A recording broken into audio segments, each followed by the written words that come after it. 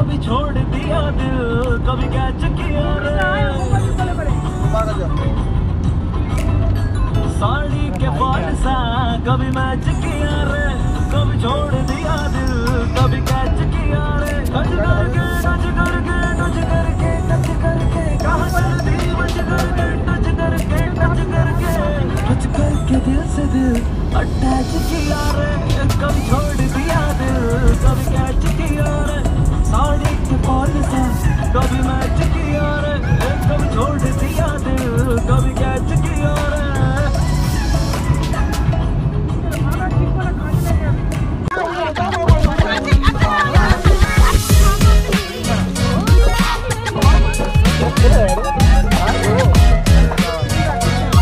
খাবার আসুন চলছে খাবার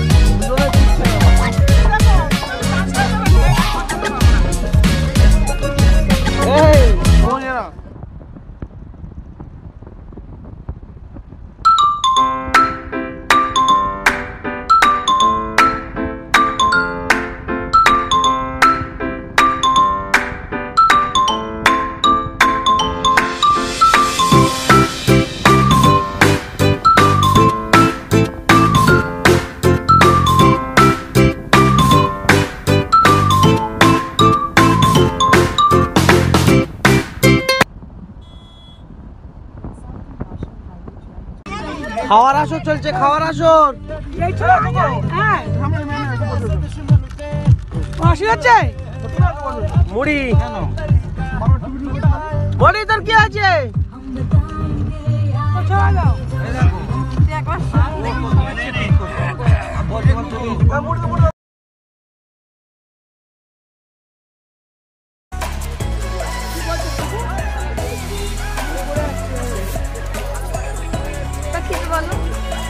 আমাদের এখন মুড়ি খাওয়া পর্ব চলছে। আমরা কাটরা মসজিদে আছি, ঐতিহাসিক কাটরা মসজিদ।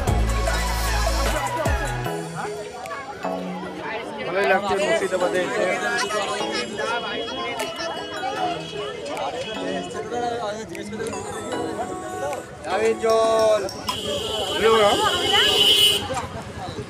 সবাইকে দেখাও।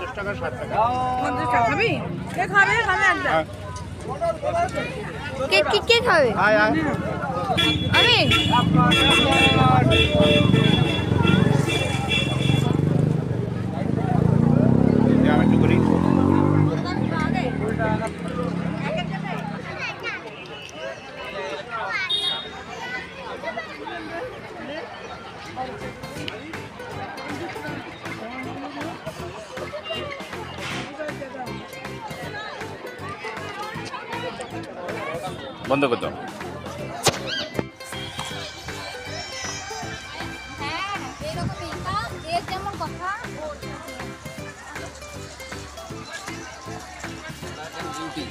গাইড দিয়ে যাচ্ছে স্যার।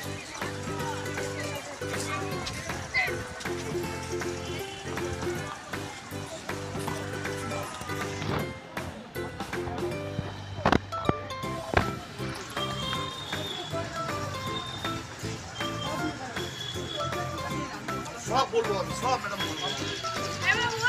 এক সময় তো ছিলই, এটা বাংলার যে সবথেকে ভয়াবহ মরুভূমি, তাতে মুর্শিদাবাদের অনেক জিনিস নষ্ট হয়। রিক্টার স্কেলে তার তীব্রতা 8.7 পর্যন্ত। আমি স্যার এবার বলি একটু আপনারা শুনবেন। যে মসজিদ আপনারা দেখতে এসছেন, মসজিদটির নাম হচ্ছে কাটরা মসজিদ। আর এই যে কাটরা ভাষা শব্দ, এটা একটা আরবি শব্দ। কাটরা শব্দের অর্থ হচ্ছে বাজার। আপনি কলকাতায় তো রাজা কাটরা আছে, রাজা বাজার। আপনি কাশ্মীর ঘুরতে গেলেও কাটরা পাবেন। আর আপনারা কিন্তু মসজিদের ব্যাক সাইড দিয়ে ঢুকছেন, এটা নবাবী আমলের ব্যাক সাইড।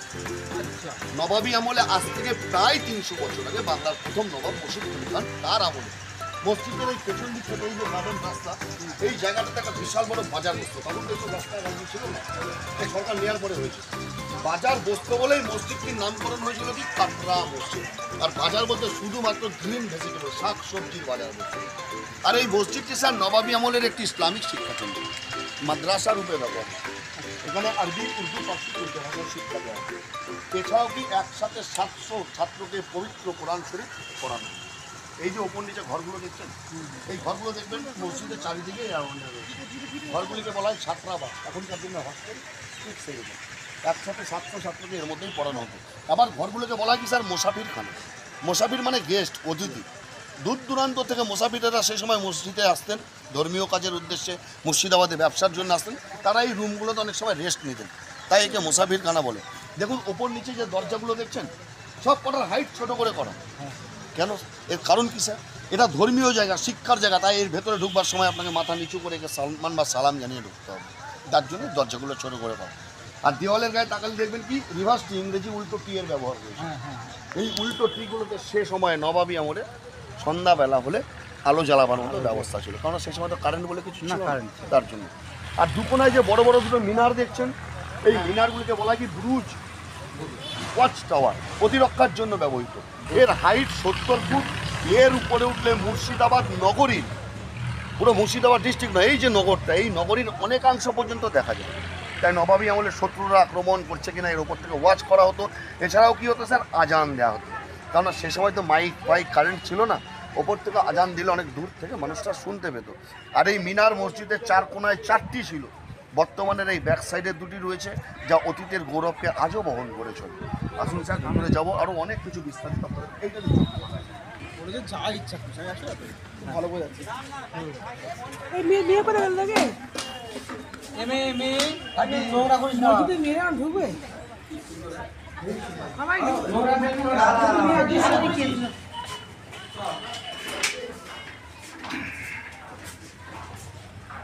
মেয়েটা লোকরা কোথায় ওটা সব জায়গায় চলে যাচ্ছে কিন্তু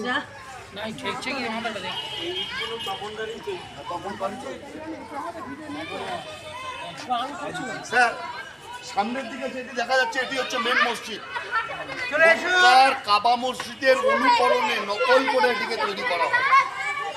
এবার দেখুন মসজিদের দেয়ালের গায়ে 4 কোণা সব বক্সের ব্যবহার আছে, 4 কোণা সব খাপ। এইগুলো কিন্তু এখন ফাঁকা রয়েছে, নবাবী আমলে ফাঁকা ছিল না। আপনারা আজকে হাজারদুয়ারি দেখবেন, হাজারদুয়ারিতে দেখবেন এই মসজিদের একটা পুরোনো দিনের পেন্টিং আছে, অয়েল পেন্টিং। সেই পেন্টিংটি দেখলে বোঝা যায় কি মসজিদের দেয়ালের গায়ে এই 4 কোণা বক্সগুলো উন্নত মানের কাচের ব্যবহার ছিল। কেন জানেন? মসজিদটিকে আলোক সম্ভারে সমৃদ্ধ করার জন্য। দেখুন দেয়ালের গায়ে ছোট ছোট এই যে গর্তগুলো, একে কুলঙ্গি বলা হয়। এই কুলঙ্গিতে রাতের বেলায় যখন প্রদীপ জ্বালানো হতো, সেই প্রদীপের আলো গিয়ে কাছে পড়তো, তখন সেটা কি হতো, রিফ্লেকশন হতো, প্রতিফলন হতো। মসজিদটি পুরো রশ্মিতে ভরে যেত, আলোকিত হয়ে উঠত। আর নিচে যে ছোট ছোট গর্তের ব্যবহার দেখছেন, সমস্ত মানুষ দর্শনার্থীরা ভাবে কি হয়তো কোনো গোপন রাস্তা বা সুড়ঙ্গ রয়েছে। আসলে জায়গাগুলিকে বলা হয় খিলান, যাকে ইংরেজিতে আর্চ বলা হয়। পুরো মসজিদটি আর্চ সিস্টেমে তৈরি। এখনকার দিনে স্যার কলম গেঁথে বাড়ি করা হয়। আর নবাবী আমলে এত বড় মসজিদ তৈরি করার সময় কোনো কাঠ, কড়ি, বর্গা, লোহার ব্যবহার হয়।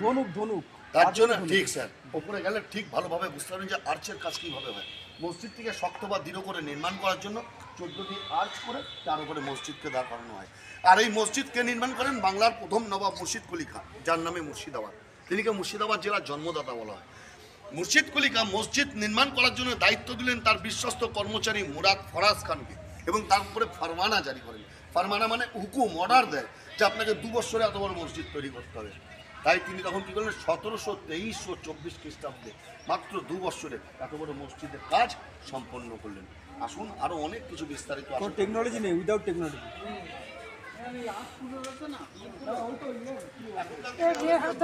সেন্টারিংয়ের ব্যবহার, কাঠের ব্যবহার, এখনো যদি কোথাও কাজ হয় সেই একই পদ্ধতিতে হয়।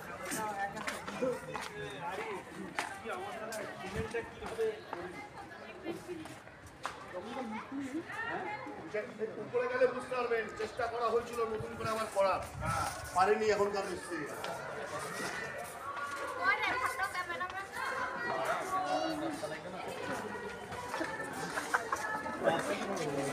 কি দারুণ দেখো ভিতরটা।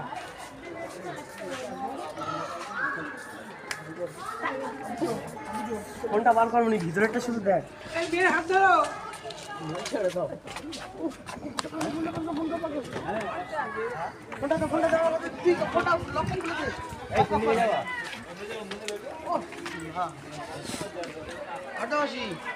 ঠিক আছে এবার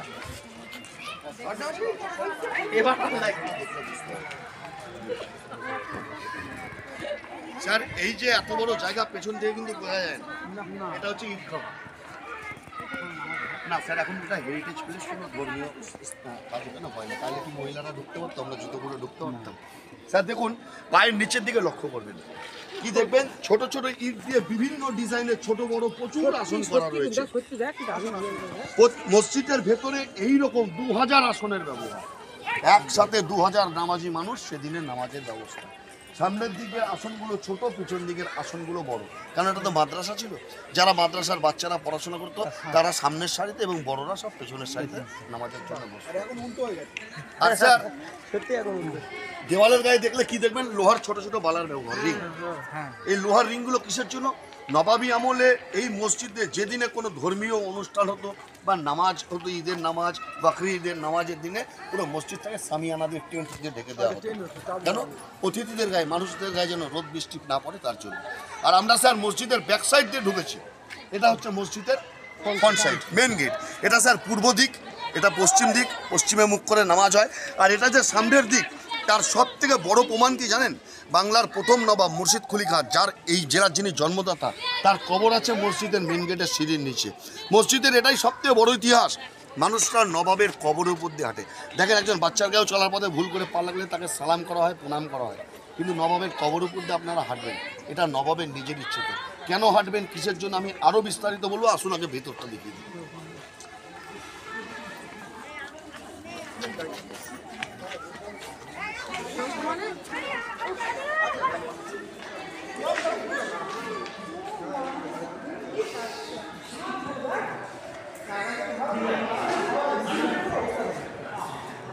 স্যার এটি মেন মসজিদ। এই যে মাথার উপরে যে গোল গম্বুজটি আপনারা দেখছেন, আরেকটি গম্বুজ দেখুন ওই দিকেও রয়েছে। এইরকম গম্বুজ মসজিদের ভেতরে সব মিলিয়ে 5টি ছিল। হ্যাঁ, 1 2 3 পরপর 3টে গম্বুজ কিন্তু ভেঙে গেছে। আচ্ছা এইগুলো কি করে ভাঙলো?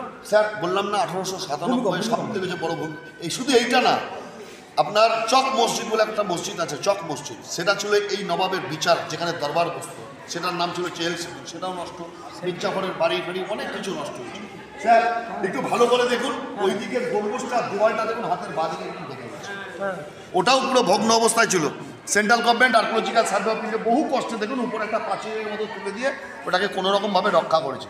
আর স্যার আমি বলছিলাম না আর্চের কাজ কাকে বলে দেখুন, দুদিকে ইটটাকে আস্তে আস্তে ধীরে ধীরে এইভাবে মিলিয়ে দেওয়া হয়, কোনো কিছু সাপোর্ট ছাড়া। পরবর্তীতে চেষ্টা করা হয়েছিল, কিন্তু এখনকার মিস্ত্রিরা পারেনি করতে। এই হচ্ছে আর্চের কাজ স্যার। আর এই মসজিদ তৈরি হয় কি দিয়ে স্যার? ছোট ছোট ইট, চুন, সুরকি, চিটে গুড়, খয়ের জল দিয়ে মশলা তৈরি করা হয়। এখনও যদি কোথাও কাজ হয় তাই দিয়েই হয়, কোথাও বালি সিমেন্টের ব্যবহার হয় না স্যার। আসুন স্যার।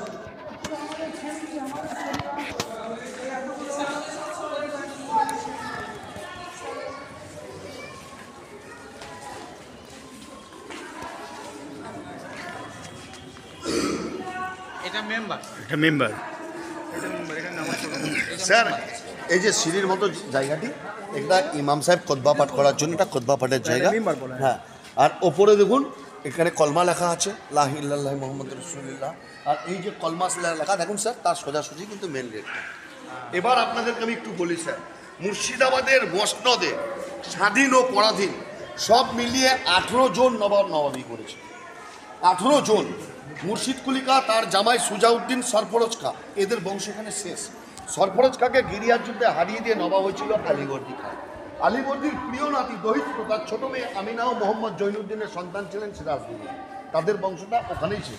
সিরাজদৌল্লাকে পলাশির যুদ্ধে হারিয়ে দেওয়ার পর ব্রিটিশরা নবাব হলো মির্জাফর। দেখুন আমরা সবাই মির্জাফরকে মির্জাফর নামে জানি, কিন্তু মির্জাফরের আসল নাম কিন্তু অনেক বড়, আপনার হাজারদুয়ারিতে দেখবেন, সৈয়দ মীর মুলাতাল উল মুলাক মীর মোহাম্মদ জাফর আলী খান। আর এই মির্জাফরের জামাই মীর কাসিম, তিনিও নবাব হন, কিন্তু খুব ভালো নবাব ছিলেন। তার সঙ্গে হেরে গেলে আবার ব্রিটিশরা কী করলো, মির্জাফরকে নবাব করলো। তারপরে তার সেকেন্ড ওয়াইফ মুন্নি বেগমের 3টে ছেলে, নাজমাতুল্লাহ, সৈফুদ্দৌল্লাহ, মকবরতুল্লাহ, 3 ভাই নবাব হয়েছে। মোকবরউদ্দৌলার দুটো ছেলে ছিল, বাবর আলী, আলিজা। তারাও নবাব আলিজার ছেলে ওয়ালাজা, তার ছেলে হুমায়ুন যা হাজারদুয়ারি করেছে, তার ছেলে নবাব নাজিম ফেরাদুন যা ইমামবাড়া করেছে, তারপরে হাসান আলী মির্জা, ওয়াসেফ আলী মির্জা, ওয়ারেস আলী মির্জা, এইভাবে 18টা নবাব হয়ে যায়। তার মধ্যে একমাত্র মুর্শিদ প্রধান যার ধর্ম। ভালো লাগে, তুমি বলবে তখন আছে। ইনি আসলে কে? ইনি দক্ষিণ ভারতের বুরহানপুরের এক হিন্দু ব্রাহ্মণের সন্তান। ইনি আসল নাম সুদর্শন নারায়ণ মিশ্র, পিতা দর্প নারায়ণ মিশ্র। কিন্তু শৈশবকালে কি আগেকার দিনে মানুষের অভাব ছিল, মানুষকে না কৃতদাস রূপে চাকর রূপে কেনা বেচা করা হতো, আমরা ইতিহাসে পড়েছি। ইনিকে ইস্পাহানের এক বণিকের কাছে বিক্রি করা হলো কৃতদাস রূপে। কিন্তু সেই বণিক হাজি সাহেব কি করলেন? ইনিকে ইসলাম ধর্মে দীক্ষিত করলেন। ইনি নাম পাল্টে দিয়ে রাখলেন মোহাম্মদ হাদি। আর মোহাম্মদ হাদিকে তিনি চাকরের মতো কিনলেও মানুষ করলো নিজের ছেলের মতো। তাকে লালন পালন করে লেখাপড়া শিখিয়ে বড় করলেন এবং পরবর্তীকালে দিল্লির সম্রাট ঔরঙ্গজেব তার দেওয়ানি পদ ইনি লাভ করলেন। সম্রাট ঔরঙ্গজেবকে রাজস্ব আদায়ের এক সুনিপুণ কৌশল তিনি পেশ করেছিলেন। তাই সম্রাট ঔরঙ্গজেব ইনিকে কি করেছিলেন? সুবে বাংলার সুবেদার নিযুক্ত করেছেন। সে সময় স্যার বাংলা, বিহার, উড়িষ্যা একসাথে ছিল, তাই তাকে সুবে বাংলা বলা হতো। আর সেই সুবে বাংলার ক্যাপিটাল ছিল জাহাঙ্গীরনগর, বর্তমানের ঢাকা। ঢাকাই ছিল পুরো সুবে বাংলার রাজধানী। আর সে সময় ঢাকাতে বাংলার রাজস্ব আদায়ের দায়িত্বে ছিলেন কে জানেন? ঔরঙ্গজেবের নিজের নাতি, ঔরঙ্গজেবের মেয়ে জম্মুনিসা বেগম, তার ছেলে আজিমুন খান। তিনি রাজস্ব যেটা আদায় করতেন দিল্লির দরবারে নিজের দাদুর কাছে ঠিকঠাক পাঠাতেন না, নিজেই নষ্ট করে দিতেন। তার জন্য সম্রাট ঔরঙ্গজেব এই মোহাম্মদ হাদিকে একটা বিরাট বড় উপাধি দিল, কর তলব খাঁ। কর মানে ট্যাক্স, তাকে তলব করবে মানে কালেক্ট করবে, তাই ট্যাক্স কালেক্টর রূপে নাম দিল কর তলব খাঁ। বাংলার সুবেদার নিযুক্ত করলো 1702 খ্রিস্টাব্দে। তিনি যখন ঢাকায় আসলেন জাহাঙ্গীরনগরে, আজিমুন খান সেটা ভালো চোখে নিল না, মেনে নিল না। তাদের দুজনের মধ্যে দ্বৈরথ শুরু হল এবং তখন কি করলেন? তিনি পুরো তার দেওয়ানির সৈন্য সব কিছু নিয়ে আমাদের এই জেলাতে তার দেওয়ানিটা নিয়ে চলে আসলেন। কারতলব খাঁ নাম সে সময় জেলার মুকসুদাবাদ। আর এই জেলার ভৌগোলিক যে সার্বভৌমত্ব তাকে আকৃষ্ট করে। মাকসুদা ছিলেন অ্যাকচুয়ালি স্যার একজন সেই সময়কার, এখনকার দিনে যেমন ডক্টর হয়, তখন তো ডক্টর ছিল না, কবিরাজ, হাকিম এরাই ছিলেন। হ্যাঁ, তিনি একজন বিরাট, কেন তিনি কি করেছেন? গৌড়ের হোসেন শাহকে আরোগ্য লাভ করেছিলেন, তার অসুখ ছাড়িয়েছিলেন, তাই তাকে এইসব এলাকার প্রচুর ভূসম্পত্তি তিনি দান করেছিলেন, তাই তার নামে ছিল মকসুদাবাদ। ঠিক স্যার? এবং যখন এই করতলব খাঁ মুর্শিদাবাদে আসলেন, তিনি কি দেখলেন? মাত্র 43 কিলোমিটার পূর্বে পদ্মা, পদ্মা পার হলেই রাজশাহী বাংলাদেশ, পূর্বে মেদিনীপুর পার, এই দক্ষিণে মেদিনীপুর পার হলে ওড়িশা, গঙ্গাবক্ষে বিহার মুঙ্গের কাছে। তাই দেখলেন এই জায়গাটাকে যদি রাজধানী করি, সমস্ত সময় বাংলার ট্যাক্স আমি আদায় করতে হবে। তিনি তাই এটাকে রাজধানী স্বরূপ করলেন। 1704 খ্রিস্টাব্দে মোগল সম্রাট ঔরঙ্গজেব মারাঠা যুদ্ধে কিন্তু পরাজিত হয়েছিল। সে সময় মোগল দরবারে অর্থের অভাব দেখা গেলে সেই দুর্দিনে অসময়ে 1 কোটি টাকা রাজস্ব এখান থেকে পাঠিয়ে দেওয়া হলো। সম্রাট ঔরঙ্গজেব আশ্চর্য হলো, নজিরবিহীন ঘটনা যে বাংলা থেকে কোনো ট্যাক্স পাওয়া যায়নি কোনোদিন, এই অসময়ে দুর্দিনে 1 কোটি টাকা। তার জন্য এদিকে মুর্শিদ কুলি খাঁ উপাধি দেওয়া হলো। মুর্শিদ মানে বিশ্বস্ত, আর কুলি মানে স্যার কাজের লোক। এখনও দেখবেন রেলওয়ে প্ল্যাটফর্মে মানুষরা কুলি খোঁজ করে, আগেকার দিনে আরবি পার্সি ভাষা ব্যবহার হতো। এই মুর্শিদ কুলি উপাধি লাভ করার পরে ইনি কী করলেন? জেলার নাম নিজের নামে পাল্টে দিলেন, মুকসুদাবাদ হইতে রাখলেন মুর্শিদাবাদ। তাই এই নবাবকে বলা হয় কি ফাউন্ডার অফ মুর্শিদাবাদ, এই জেলার জন্মদাতা বা প্রতিষ্ঠাতা। চলুন স্যার উনি খবরটা দেবেন।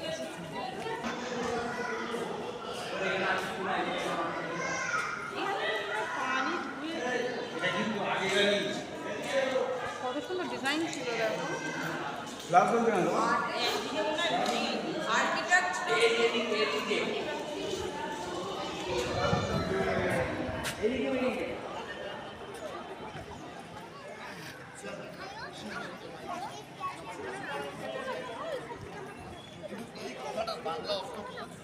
আরবের মোহাম্মদ উভয় যুগের গৌরব, যে তার দ্বারে আশ্রিত হয় তাহার মঙ্গল হবে, তাহার ভালো হবে, তাহার শুভ হবে। আপনি যখন 14টা সিঁড়ি দিয়ে নিচে নেমে যাবেন, ঘুরে তাকাবেন, সবার আগে এই দোয়াটাই আপনার নজরে পড়বে। কি আছে দোয়াটায়? দোয়াটা স্যার এটা ফার্সিতে লেখা আছে, এটা আমার ফার্সি ভাষা তো আমি জানি না স্যার, কিন্তু এর বাংলা অর্থ কি? আরবের মোহাম্মদ উভয় যুগের গৌরব, যে তার দ্বারে আশ্রিত হবে তাহারই শুভ হবে, মঙ্গল হবে, ভালো হবে। আপনি যখন নিচে যাবেন দেখতে পাবেন, ঘুরে এটাই আগে দেখা যায়। চলুন নবাবের কবর উপর দিয়ে যাবো, কেন যাবো তাও বলুন।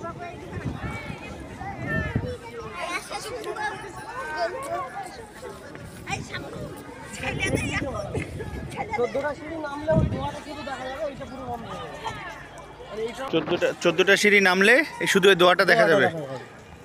দোয়াটা একদম স্পষ্ট দেখা যাবে। 14 সিঁড়ি থেকে নামলে দোয়াটা দেখা যাবে না। হ্যাঁ উপরে ওটা লেখা রয়েছে তো লা ইলাহা।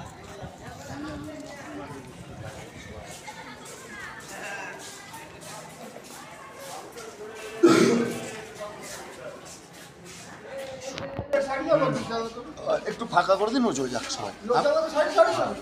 এবার আমি একটু বলি স্যার, দেখুন স্যার, এই যে জায়গাটি, এই যে বাচ্চাগুলো হেঁটে আসছে না, এইখানেই রয়েছে বাংলার প্রথম নবাব মুর্শিদ কুলি খাঁর কবর। ঠিক এইখান থেকে 3 ফুট নিচে লোহার জালি, নেট, ওপরে কার্পেট।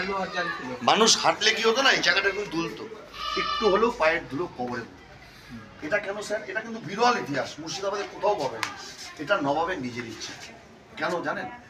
নবাব মুর্শিদ কুলি খাঁ তার শেষ জীবনে বৃদ্ধ বয়সে তিনি নবাবি ছেড়ে দিয়ে তার জামাইকে সুজাউদ্দিনকে নবাব করে দিলেন। এবং তিনি কি করলেন? বহু ফকির দরবেশ এতিম যাদের কেউ ছিল না, সেই সমস্ত মানুষকে নিয়ে এই মসজিদে ধর্ম নিয়ে জীবন কাটাতে শুরু করলেন। তিনি 5 ওয়াক্ত নামাজি ছিলেন, পবিত্র কোরআন শরীফ পড়তেন। এই ধর্ম নিয়ে জীবন কাটাতে কাটাতে তার শেষ জীবনে মনের মধ্যে একটা বিরাট অনুশোচনা কাজ করে। তিনি ভাবেন কি, জীবনে যে অন্যায় বা পাপ কাজ হয়তো আমি করেছি, তাই আমার মৃত্যুর পরে মসজিদের এমন জায়গায় কবর হবে, পরবর্তী দিনে যে মানুষ এই মসজিদে নামাজের উদ্দেশ্যে আসবে, জামাতের উদ্দেশ্যে আসবে, কত বাচ্চার পায়ের ধুলো একটু হলেও কবরে পড়বে, আল্লাহ তাআলা আমার জীবনের পাপটাকে হয়তো কিছু। স্যার, এই যে এত বড় জায়গা পেছনে এটা হচ্ছে না স্যার, আপনি এটা হেরিটেজ ধর্মীয় মহিলারা ঢুকতে পারতাম। স্যার দেখুন, পায়ের নিচের দিকে লক্ষ্য করবেন, কি দেখবেন? ছোট ছোট ইট দিয়ে বিভিন্ন ডিজাইনের ছোট বড় মসজিদের ভেতরে এইরকম 2000 আসনের ব্যবস্থা, একসাথে 2000 নামাজি মানুষ সেদিনের নামাজের ব্যবস্থা। সামনের দিকের আসনগুলো ছোট, পিছন দিকের আসনগুলো বড়, কারণ এটা তো মাদ্রাসা ছিল।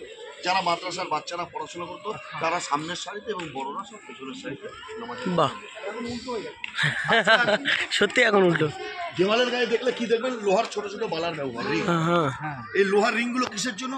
নবাবী আমলে এই মসজিদে যেদিনে কোনো ধর্মীয় অনুষ্ঠান হতো বা নামাজ হতো, ঈদের নামাজ, বাকরি ঈদের নামাজের দিনে পুরো মসজিদটাকে সামিয়ানা দিয়ে টেন্ট দিয়ে ঢেকে দেওয়া হতো। কেন? অতিথিদের গায়ে, মানুষদের গায়ে যেন রোদ বৃষ্টি না পড়ে তার জন্য। আর আমরা স্যার মসজিদের ব্যাক সাইড দিয়ে ঢুকেছি। এটা হচ্ছে মসজিদের ফ্রন্ট সাইড, মেন গেট। এটা স্যার পূর্ব দিক, এটা পশ্চিম দিক, পশ্চিমে মুখ করে নামাজ হয়। আর এটা যে সামনের দিক, তার সব থেকে বড় প্রমাণ কি জানেন? বাংলার প্রথম নবাব মুর্শিদ কুলি খাঁ, যার এই জেলার যিনি জন্মদাতা, তার কবর আছে মসজিদের মেন গেটের সিঁড়ির নিচে। মসজিদের এটাই সবথেকে বড় ইতিহাস। মানুষরা নবাবের কবরের উপর দিয়ে হাঁটে। দেখেন, একজন বাচ্চার গায়েও চলার পথে ভুল করে পা লাগলে তাকে সালাম করা হয়, প্রণাম করা হয়, কিন্তু নবাবের কবরের উপর দিয়ে আপনারা হাঁটবেন, এটা নবাবের নিজের ইচ্ছেতে। কেন হাঁটবেন, কিসের জন্য, আমি আরও বিস্তারিত বলবো। আসুন আগে ভেতরটা দেখিয়ে দিই।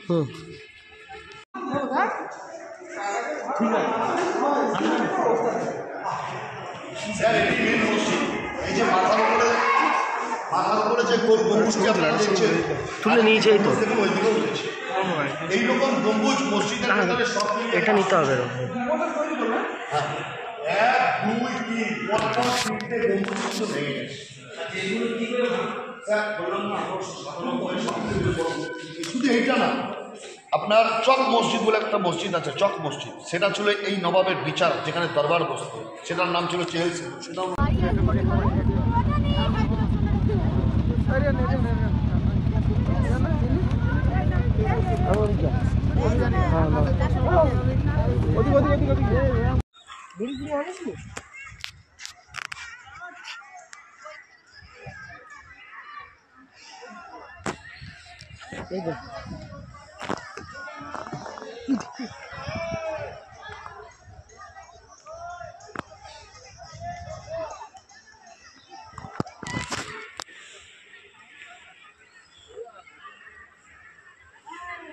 এই গাছে ধরবো, ওই দেখ, ওই দেখ, দারুণ লাগে মাছগুলো।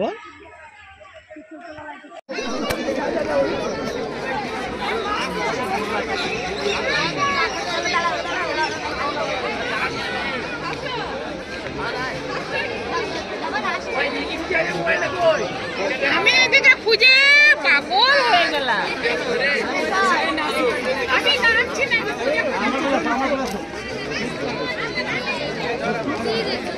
দেখা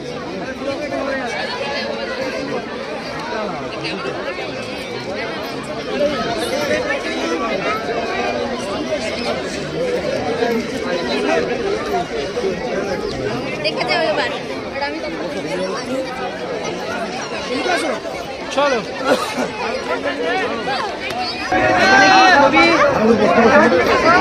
চলো আমরা চলে এসেছি আজ মুর্শিদাবাদ হাজারদুয়ারিতে। তো এরা আমার সাথে আছে রিয়ান ভাই।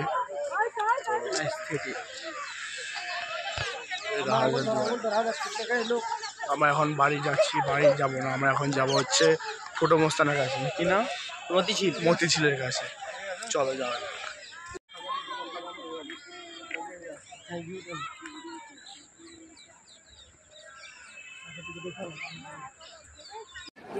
দেখি দি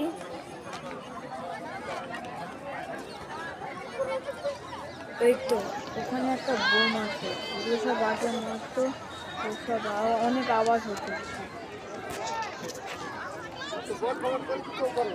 ও পাপা, ও পাপা, তুমি কি কি কি বলতে চাও? আমরা অনেক দিন পরে, বিশেষ করে আমি লাস্ট 2003-04-এর দিকে এসেছিলাম এই মুর্শিদাবাদে হাজারদুয়ারিতে। তো অনেক দিন পরে এসেছি আমার পুরো ফ্যামিলিকে নিয়ে, খুব ভালো লাগলো। আমাদের বাচ্চারাও খুব এনজয় করলো। এখন বিকেল প্রায় 4:30 বাজে, আমরা চলে যাচ্ছি। যারা আসেননি তারা আসবেন, ভালো লাগবে। অনেক ডেভেলপমেন্ট হয়েছে হিস্টোরিক্যাল প্লেস হিসেবে। তো ইউটিউবে আমরা যেসব ইনফরমেশন দেখি তা অনেকটাই মিল আছে, অনেকটা বলতে 90% সিমিলারিটিজ আছে, তবে কিছু কিছু চেঞ্জ হয় এটা সময়ের পরিপ্রেক্ষিতে। তো আরিশের ভিডিও শ্যুট হচ্ছে।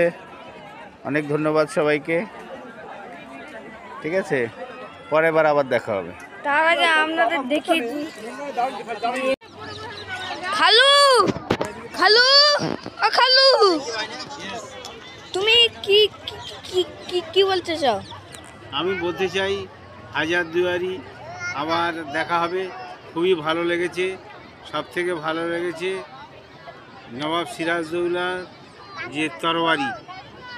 হ্যাঁ হ্যাঁ,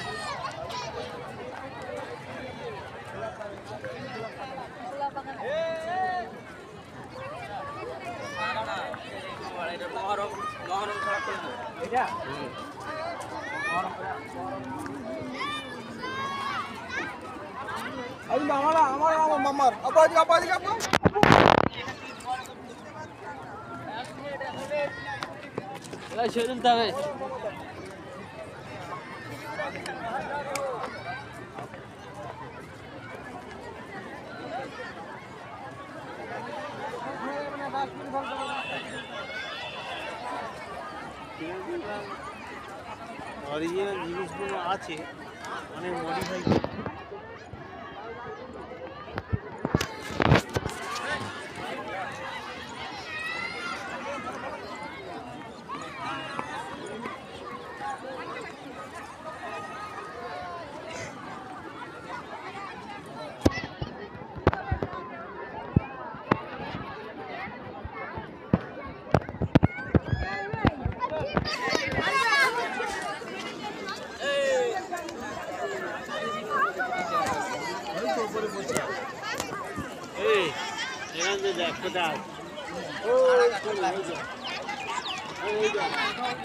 ওই মাছ বানাবোর পরে আপনি দাঁড়িয়ে বসে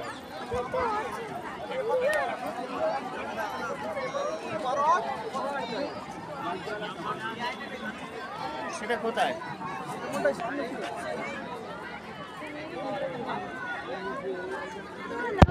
যাবো তো বলবো।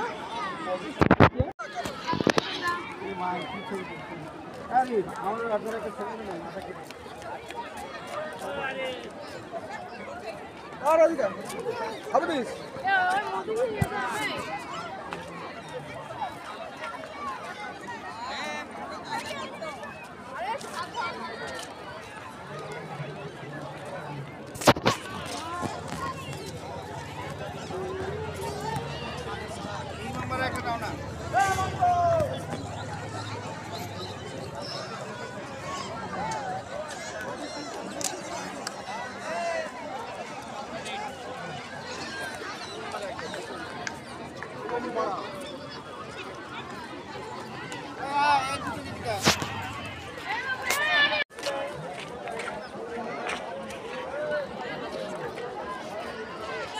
হ্যালো গাইস, আমরা আজকে এসেছি চলে এসেছি।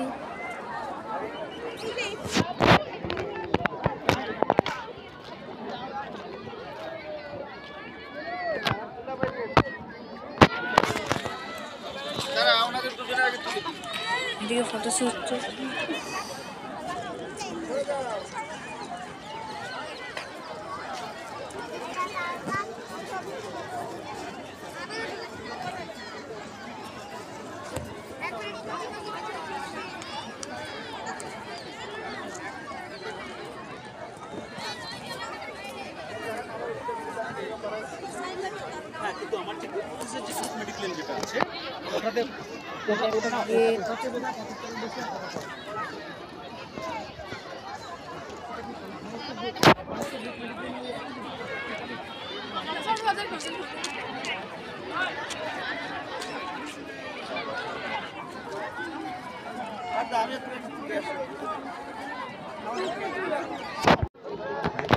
তোমরা সবাই নেমে না, এই 4-5টা সিঁড়ি পরে লাইন ধরে দাঁড়াও।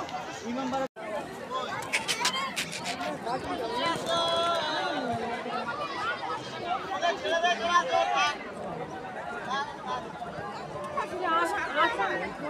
আসাম মন্দির লাগবে বলে আসাম মন্দির বাবু বস না,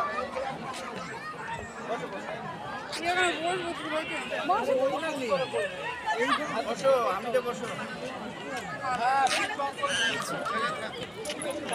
থাকলে আরো ভালো আসে। দাও না ক্ষতি কি